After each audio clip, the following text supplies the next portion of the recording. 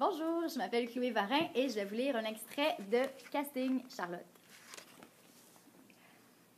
À la télévision, les auditions se succèdent sans qu'aucun visage familier ne vienne perturber mon apparente tranquillité.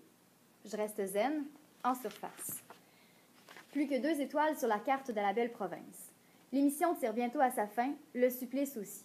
Je suis à la fois triste et rassurée de penser que ce n'est pas aujourd'hui que notre univers sera chamboulé par une première apparition à la télé. Non, ce jour n'est pas encore arrivé. À moins que...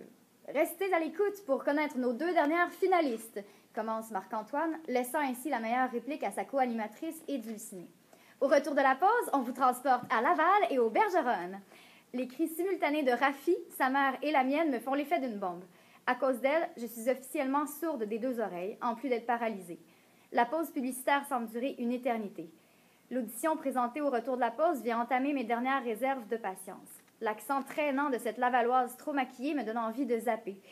Mais il faudrait passer sur le corps de ma mère pour prendre le contrôle de la télécommande.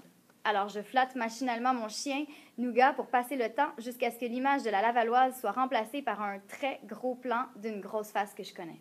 La mienne. Mon nez retroussé et cette ridicule bouche de poupée projetée sur un écran de 60 pouces. Je hais la haute définition. On voit tous mes points noirs. Je savais que j'aurais dû zapper avant qu'il ne soit trop tard. Mais me voilà totalement incapable de détacher mon regard de la télévision où un clone qui me ressemble à s'y méprendre enchaîne les répliques de sa voix d'enfant. Couinement de bébé souris. Je reconnais bien la décoration de la chambre de Rafi. Il ne fait aucun doute que c'est moi, mais j'ai quand même l'impression que d'épier une pure inconnue. Les yeux humides, maman brise le silence, émue. « Oh, ma pitchounette, t'es tellement belle! Tu perces l'écran! » Mais-en, confirment Rafi et sa mère à l'unisson. Je ne suis certainement pas aussi télégénique qu'elles le prétendent, mais je dois me rendre à l'évidence que mon vœu a, d'une certaine façon, été exaucé. Je suis finaliste pour l'audition à Montréal. Sauf que j'aurais tout donné pour que Rafi soit choisie, elle aussi, quitte à ce qu'elle prenne ma place.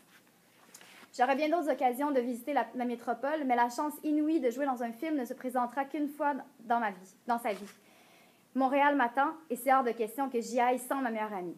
Je dois à tout prix trouver un moyen de lui faire passer l'audition. S'ils voient Raphaëlla Di Salvio en action, ils ne pourront que constater que, de nous deux, c'est elle la vraie star de cinéma.